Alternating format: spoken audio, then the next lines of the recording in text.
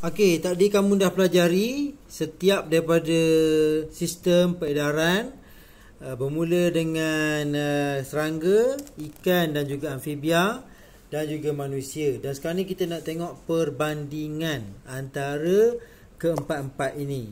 Okey, kita bandingkan dulu dengan jenis. Kalau serangga, dia adalah sistem terbuka. Dan apa yang ada dalam ni, apa yang beredar? Hemolimfa. Bukan darah, hemolimfa. Tapi untuk memudahkan kamu faham, dia tulis sebagai darah lah.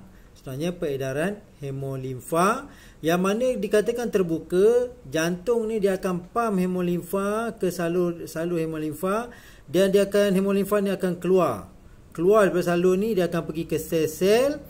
Kemudian sel-sel ni, daripada sel-sel ni hemolimfa akan bergerak dan dia akan bagi makanan pada sel-sel tu, nutrien dan juga gas. Kemudian dia akan patah balik masuk dalam lubang di jantung ni. Kemudian jantung akan pump lagi, pump lagi ke seluruh salur hemolimfa, dan dia akan keluar daripada salur hemolimfa. Dia akan pergi ke sel-sel dan dia akan patah balik. Begitulah peredaran dalam serangga. Dia sistem terbuka, iaitu hemolimfa akan boleh keluar daripada salur hemolimfa. Okey. Bagi ikan pula, dia tertutup. Yang dimaksud dengan tertutup ni lah, dia darahnya hanya mengalir dalam salur darah sahaja. Yang mana darah ni akan dipump dari ventricle. Dia akan pump pergi ke kapilari insang. Di sinilah darah tu akan mendapat oksigen, dan daripada insang ni dia akan pergi ke seluruh sel-sel badan. Dan kemudian dia akan mengalir semula pergi ke atrium. Atrium akan pump ventricle pump kepada kapilari insang. Jadi kalau kita dapat sini bahawa sistem ni tunggal. Dia bukan ganda dua, dia sekali lalu je.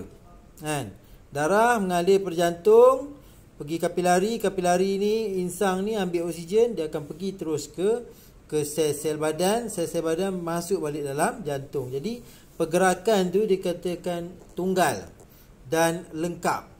Dia adalah lengkap. Kenapa kita kata lengkap di sini? Sebab apa?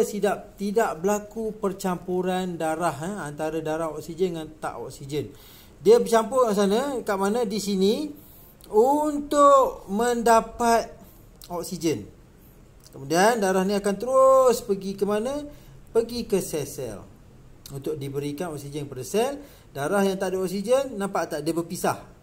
Dia berpisah. Lengkaplah, dia lengkap. Dia itu berpisah antara oksigen dengan tak beroksigen. Yang tak beroksigen ni akan patah balik pergi ke jantung dan dipump pergi ke insang untuk dapat oksigen.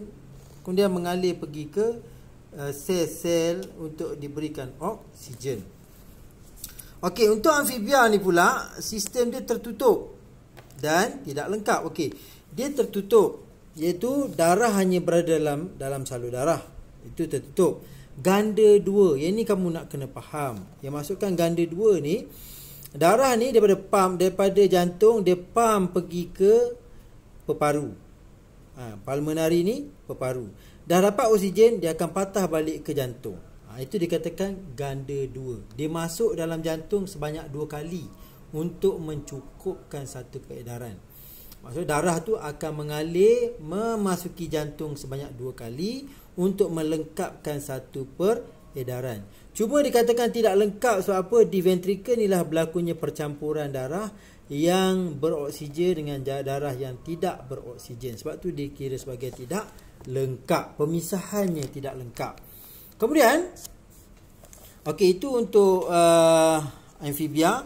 Okey, kalau untuk manusia pula, dia dikira sebagai tertutup. Ya, sebab apa? Darah hanya mengalir dalam salur darah saja.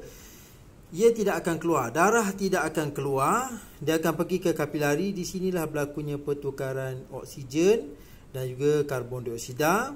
Okey, daripada sini vena cava dia akan masuk ke atrium kanan dan dihantar ke ventricle kanan. Daripada ventricle kanan, dia akan dipump pergi ke pulmonary, iaitu di peparu, untuk mendapatkan oksigen. Kemudian dia akan hantar semula pergi ke mana? Melalui vena, yang mana dia akan hantar pergi semula ke atrium kiri, pergi ke ventrikel kiri dan dipam ke seluruh badan untuk memberi sel-sel ni oksigen. Jadi di sini kita dapat tengok dia adalah ganda 2, iaitu memasuki jantung sebanyak 2 kali dan lengkap. Kenapa lengkap? Tidak ada percampuran darah beroksigen dengan tidak beroksigen dalam sistem peredaran manusia. Okey, kemudian kita tengok pula kepada ruang pada jantung. Kalau kamu tengok pada serangga, ruang jantungnya adalah seperti ini sahaja. Kan? Seperti ini sahaja ruang jantungnya. Dia memanjang dan tidak ada atrium dan tidak ada ventrikel. Tugas jantung ni hanya pam sahaja, supaya hemolimfa tu sentiasa bergerak. Itu sahaja. Okey. Kalau pada ikan, kamu nampak sini adanya atrium dan ada ventrikel. Darah daripada seluruh badan akan masuk atrium, dipam ke ventrikel. Daripada sini ventrikel akan pam kepada mana? Ke insang untuk mendapatkan oksigen. Okey, kalau kamu tengok macam ni, ini kamu kena tahu bahawa ini adalah amfibia, iaitu tidak berlaku pemisahan ventrikel kiri dan kanan di sini. Ventrikel dia hanya ada satu sahaja. Dia ada atrium kanan untuk terima darah yang tak beroksigen. Dia akan pam masuk ventrikel. Samalah juga dengan atrium ni. Atrium kiri ni dia akan terima darah beroksigen daripada peparu dan dia akan hantar pergi ke ventrikel. Jadi dia bercampur darah oksigen dengan tak beroksigen di ventrikel. Sebab tu dia katakan sistem yang tidak lengkap. Okey, dia ada 2 atrium dan 1 ventrikel.